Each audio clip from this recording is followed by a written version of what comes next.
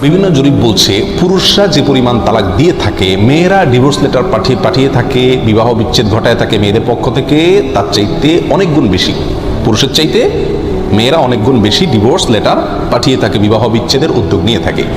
এখন প্রশ্ন হলো, ইসলামী শরিয়ার দৃষ্টিতে মেয়েরা তালাক দিলে স্বামীকে তালাক হবে নাকি হবে না? এই প্রশ্ন উত্তর হলো, তালাক মূলত স্বামী দিবে স্ত্রীকে, এটা হলো মূল বিধান। আল্লাহ সুবহানাহু ওয়া তাআলা কোরআন কারীমে বলেছেন, ইয়া আইয়ুহান নবী ইযা তাল্লাকতুমুন নিসা, হে নবী, যখন আপনি বা আপনারা পুরুষেরা যখন তালাক দিবেন মেয়েদেরকে, তাহলে বোঝা গেল মেয়েদেরকে তালাক দিবে পুরুষেরা। এবং বিভিন্ন সাহাবায়ে কেরাম থেকে বর্ণিত আছে একটা হাদিস, তারা বলেছেন আত-তালাকু বির-রিজালি ওয়াল ইদ্দাতু বিন-নিসা, তালাক দিবে পুরুষেরা আর ইদ্যত পালন করবে মহিলারা। তাহলে তালাক দিবে মূলত পুরুষেরা, এটা হলো মূল বিধান। এখানে কেউ প্রশ্ন করতে পারেন যে শুধু পুরুষকে কেন তালাকের পাওয়ার দিল, কেন নারী পুরুষ উভয়কে পাওয়ার দেওয়া হলো না, উভয়ের হাতে কেন পাওয়ারটি দেওয়া হয়নি? তার বহু যৌক্তিক ব্যাখ্যা আছে, সেটি ভিন্ন আলোচনার বিষয়। কিন্তু পুরুষের হাতে তালাকের অধিকার ইসলামী শরীয়ত দিয়েছে, এর মানে এই নয় যে একজন মেয়ে তার স্বামী খারাপ হলেও যেহেতু বিবাহ বিচ্ছেদের কোনো ব্যবস্থা বা তালাকের ব্যবস্থা তার হাতে নাই, এই জন্য সে সারা জীবন জুলুমের শিকার হবে, ব্যাপারটি এমন না। কারণ বিবাহ বিচ্ছেদের জন্য তাকে শরীয়ত খোলার ব্যবস্থা রেখেছে, তালাকের বিকল্প, আদালতে শরণাপন্ন হওয়ার ব্যবস্থা রেখেছে, এবং আরেকটি বিষয় রেখেছে যেটাকে বলা হয় তালাকের তাফউইজ।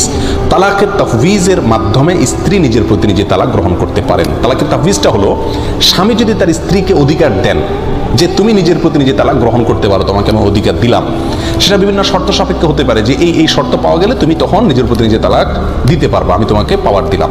স্ত্রীকে যদি এই তালাক দেওয়ার অধিকার সমর্পণ করে থাকে স্বামী, তখন স্ত্রী ওই তালাক এর পাওয়ারটা ব্যবহার করে বিবাহ বিচ্ছেদ ঘটাইতে পারেন, সে উদ্যোগ নিতে পারেন।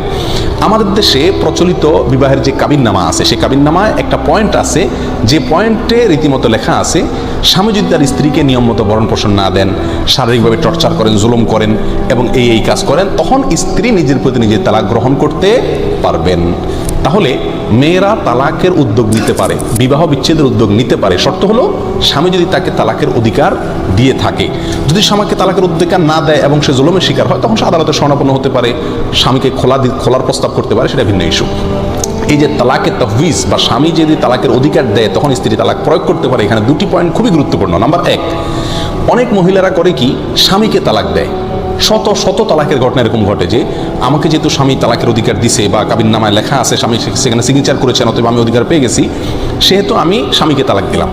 কিয়ামত পর্যন্ত যদি স্ত্রী স্বামীকে তালাক দেয় তাহলে কি হবে না? তালাক হবে না, কারণ তালাক পতিত হওয়ার পাত্র স্বামী নন, তালাক পতিত হওয়ার পাত্র হলেন স্ত্রী। অতএব স্ত্রী যদি বলেন আমি তালাক গ্রহণ করলাম, তখন তালাক পতিত হবে। যদি স্বামীকে তালাক দিলাম বলে তাহলে কি হবে না? তালাক হবে না।